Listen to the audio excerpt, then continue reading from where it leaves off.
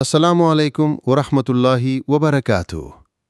আপনি কি জানেন সেই মহিমান্বিত দিন যা আমাদের সকলের জন্য অত্যন্ত গুরুত্বপূর্ণ? সেই কেয়ামতের দিন খুব শীঘ্রই আমাদের দরজায় কড়া নাড়ছে। নবী করিম সাল্লাল্লাহু আলাইহি ওয়াসাল্লাম বলেছেন, কেয়ামতের নিদর্শনগুলো দেখলেই বোঝা যাবে সেই মহাদিনের আগমন কতটা নিকটে। আজকের ভিডিওতে আমরা এমন কিছু নিদর্শন নিয়ে আলোচনা করব যা আমাদের জীবনকে দিতে পারে এক নতুন দৃষ্টিভঙ্গি। প্রিয় ভাই ও বোনেরা, নবী করিম সাল্লাল্লাহু আলাইহি ওয়াসাল্লামের বর্ণনা অনুযায়ী কেয়ামতের পূর্বে 7টি বড় নিদর্শন প্রকাশিত হবে। সহিহ মুসলিম হাদিস 2901। প্রথমত, এক বিশাল ধোঁয়া যা সমগ্র আকাশ জুড়ে ছড়িয়ে পড়বে। এমন এক ধোঁয়া যা মানুষের দৃষ্টিকে আচ্ছন্ন করে ফেলবে এবং এর প্রভাবে সকলেই হতবাক এবং আতঙ্কিত হয়ে পড়বে। এই নিদর্শনটি আমাদের জন্য এক সতর্কবার্তা, নিজেদের জীবন এবং আমল নিয়ে গভীরভাবে ভাবার। দ্বিতীয়ত, দাব্বাতুল আর্দ বা পৃথিবীর বুক থেকে এক অদ্ভুত জীবের আবির্ভাব ঘটবে যা মানুষের সাথে কথা বলবে এবং তাদের ঈমান এবং কর্ম অনুযায়ী চিহ্নিত করবে। এটি আমাদের পুনরায় শ্রবণ করিয়ে দেয় যে আমাদের প্রত্যেকটি আমল হতে হবে স্বচ্ছ এবং সৎ।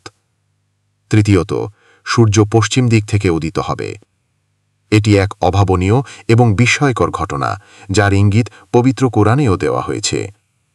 এটি কিয়ামতের অন্যতম চূড়ান্ত নিদর্শন।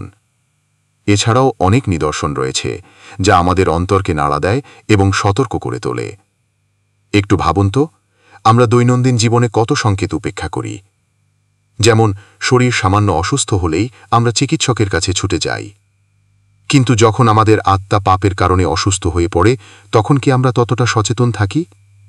কিয়ামতের এই নিদর্শনগুলোও ঠিক তেমনই সংকেত যা আমাদের সঠিক পথে ফিরে আসার জন্য আহ্বান জানায়।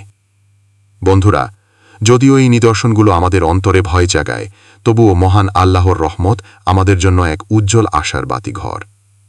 আল্লাহ তাআলা বলেন, হে আমার বান্দাগণ, যারা নিজেদের উপর জুলুম করেছ, তোমরা আল্লাহর রহমত থেকে নিরাশ হইও না। সূরা আজ-জুমার আয়াত 53।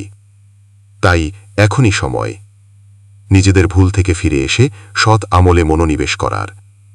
সুতরাং প্রিয় ভাই ও বোনেরা, কিয়ামতের এই নিদর্শনগুলো কেবল আমাদের আতঙ্কিত করার জন্য নয়, বরং এগুলো আমাদের জীবনকে বদলে ফেলার এক ঐশ্বরিক আহ্বান। আসুন আজ থেকেই নিজেদেরকে বদলে ফেলার প্রতিজ্ঞা করি। আল্লাহর পথে চলি, বেশি বেশি সাদাকা, দোয়া এবং নেক আমল করি। আসুন আমরা সবাই সত্যের পথে হয়ে উঠি, যারা আখিরাতের সফল যাত্রাপথে অটল থাকবে। আমার জন্য দোয়া করবেন যেন মহান আল্লাহ আমাকে এবং আপনাদের সবাইকে সিরাতুল মুস্তাকিম বা সরল পথে পরিচালিত করেন। আল্লাহ হাফেজ।